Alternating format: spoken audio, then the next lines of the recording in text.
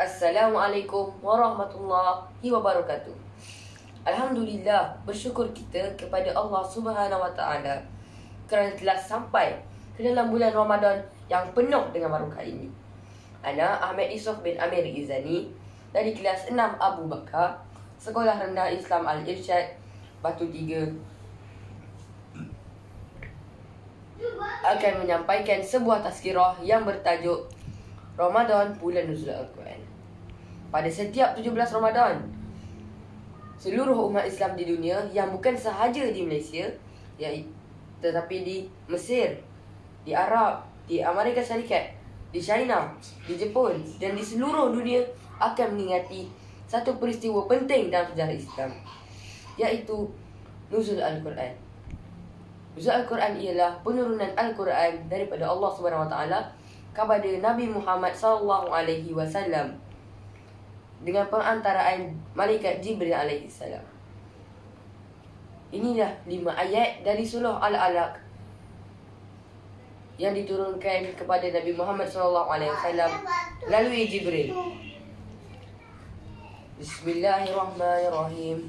Iqra bismi rabbikal ladzi khalaq, khalaqal insana min 'alaq. Iqra wa rabbukal akram, alladzi 'allama bil qalam, 'allamal insana ma lam ya'lam. Itulah 5 ayat yang diturunkan kepada Nabi Muhammad SAW pada malam nuzul Al-Quran. Ketika itu Nabi Muhammad SAW sedang keseorangan.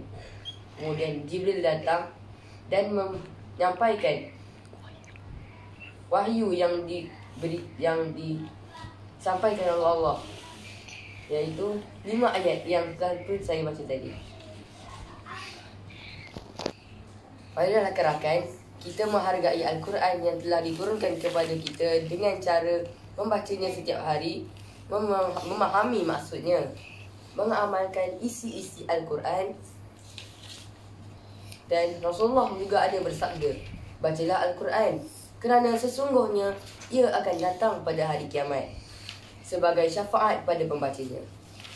Dalam khutbah terakhir Rasulullah SAW dalam Haji Wida, baginda berpesan, sesungguhnya aku tinggalkan kamu 2 perkara, dan sekiranya kamu berpegang teguh kepadanya,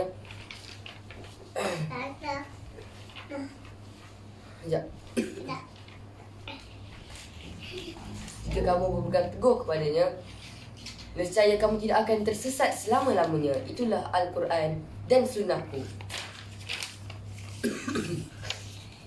Semoga kita sama-sama dapat menghayati dan mengambil iktibar dari peristiwa Nuzul Quran ini dan memperoleh keberkatan darinya.